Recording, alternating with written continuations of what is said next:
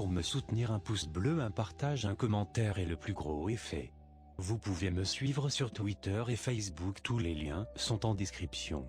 Bon visionnage. Didier. Analyse comparative, Corey alias Good, ETXSG, et Randy Kramer, alias Capitaine Kai. J'ai trouvé de nombreux points de similitude entre les témoignages de Corey /Goodex et Randy Kramer /Captain Kai, qui prétend également avoir servi avec un programme spatial secret. Les deux et formés secrètement dans des groupes d'environ 300 enfants dans un programme secret. Randy a appelé le programme enfant, qu'il a été recruté dans Opération Moonshadow. Il a été géré par les USMCSS que Randy affirme ne pas utiliser le contrôle de l'esprit basé sur les traumatismes contrairement à d'autres programmes. Le programme de Corey a utilisé le contrôle de l'esprit basé sur le traumatisme qui a laissé un héritage durable jusqu'à ce que ses effets aient finalement été supprimés avec l'aide d'un SSP associé à une ancienne civilisation maya. Dans la partie 2, il révèle que le programme de contrôle de l'esprit s'appelait Opération Bluebird. Corey et Randy affirment que les enfants ont régulièrement recours à des techniques de contrôle de l'esprit pour oublier leur temps loin de chez eux, sans que leurs parents chrétiens fondamentalistes ne remarquent nécessairement rien de mal. La technologie des voyages dans le temps a été utilisée pour s'assurer que chaque fois qu'ils ont été pris pour la formation, ils ont été retournés au moment où ils ont été pris pour éviter toute perturbation de leur vie et de leurs habitudes normales. Les deux affirment qu'une partie de leur formation à l'enfance impliquait une formation sur des armes en direct, des tactiques d'opérations spéciales, etc., bien au-delà des capacités des enfants normaux. Randy a expliqué qu'il s'entrait régulièrement avec des adultes dans les forces spéciales qui ont rapidement appris leur erreur en sous-estimant les capacités physiques des enfants de l'opération Moonshadow. Les deux ont affirmé que, après avoir obtenu leur diplôme de leur programme de formation caché respectif, ils ont été emmenés au commandement des opérations lunaires, LOC, sur l'autre côté de la Lune. Randy dit que c'est là qu'il a signé son contrat de service, avant d'être emmené à Mars.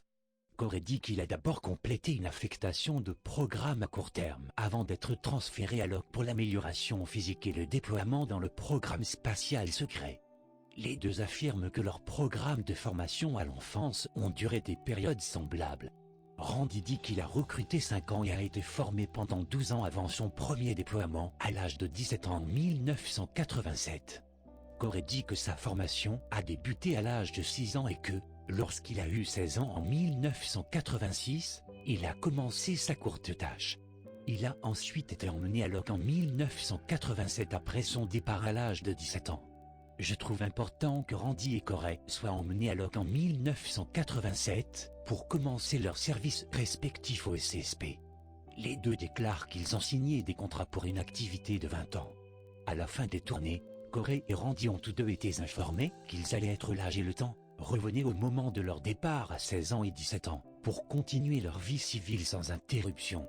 Randy dit qu'il a perdu tous ses souvenirs en raison de l'utilisation de l'ardoise blanche et des technologies de contrôle de l'esprit avant d'être renvoyé dans la vie civile.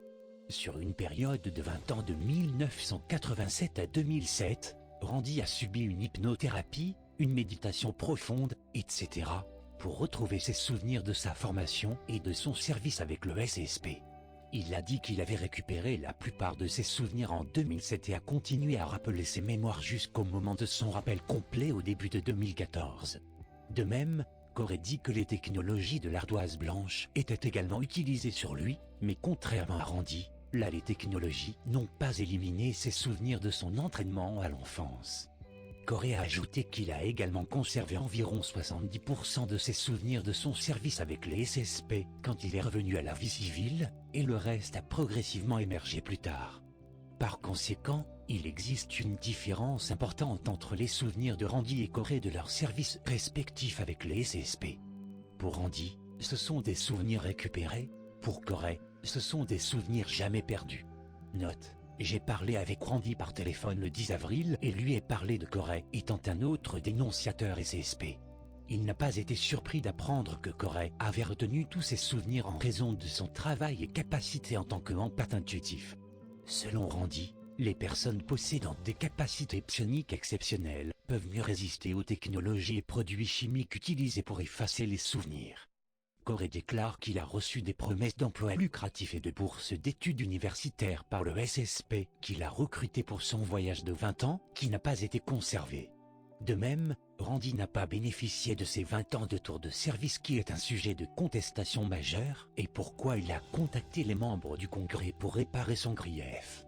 Il est fort probable que de telles promesses soient faites mais non conservées afin de motiver le personnel secret à s'enrôler et de les garder ultérieurement sans les ressources nécessaires, les carrières ou la réputation qui pourraient remettre en cause le système de confidentialité des SSP.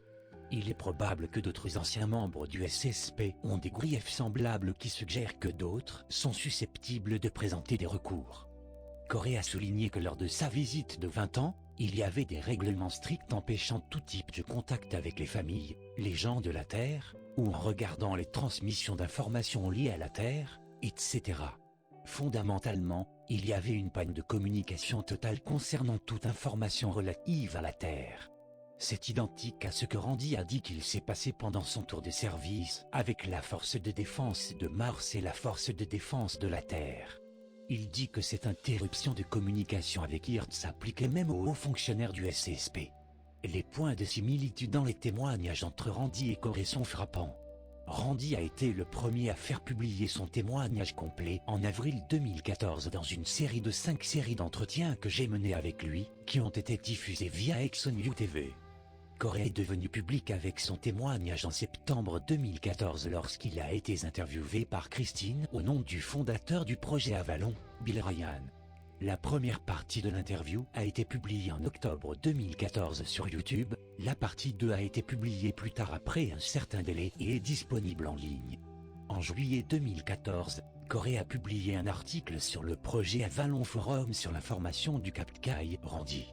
Il a dit: Capitaine Kai a une bonne information dans ses entretiens, ils doivent écouter les personnes intéressées par les différents programmes spatiaux secrets. Corey était clairement au courant du témoignage de Randy avant son entrée publique 2 mois plus tard. Le commentaire de Corey selon lequel l'information de Randy était un doigt écouté suggère qu'il confirme la légitimité des aspects du témoignage de Randy plutôt que de l'utiliser comme base pour inventer une histoire similaire. Ceci est vérifié dans le fil commencé plus tôt par Corey le 3 mars 2014 sur le projet Avalon Forum intitulé « Les États-Unis ont 8 ovnis en forme de cigare dans la flotte spatiale utilisée pour Solar Warden, programme de protection du système solaire ». Dans la deuxième publication de Corey sur le fil, il écrit « La flotte spatiale est réelle et il y a des centaines de milliers de personnes impliquées à différents niveaux, compartimentées, bien sûr, mais elles ne sont pas stupides, qui savent de quoi elles font partie. » Dans les articles suivants sur le fil, Corey révèle de plus en plus de ses connaissances personnelles sur les SSP, puis est finalement rendu public à la suite de l'interview vidéo de Christine. L'analyse des publications de Corey sur Project Avalon montre clairement qu'il parlait d'une connaissance approfondie des SSP, plutôt que de concocter l'information du témoignage du capitaine Kai qui a été publié en avril 2014, après les premières publications de Corey sur les SSP en mars. Randy n'a jamais connu Corey jusqu'à ce que je l'ai informé le 10 avril 2015. En conclusion, les similitudes entre les témoignages Corey Good et Capt Kai suggèrent qu'ils ont subi une formation et des conditions de travail similaires dans leurs déploiements respectifs dans différents SSP.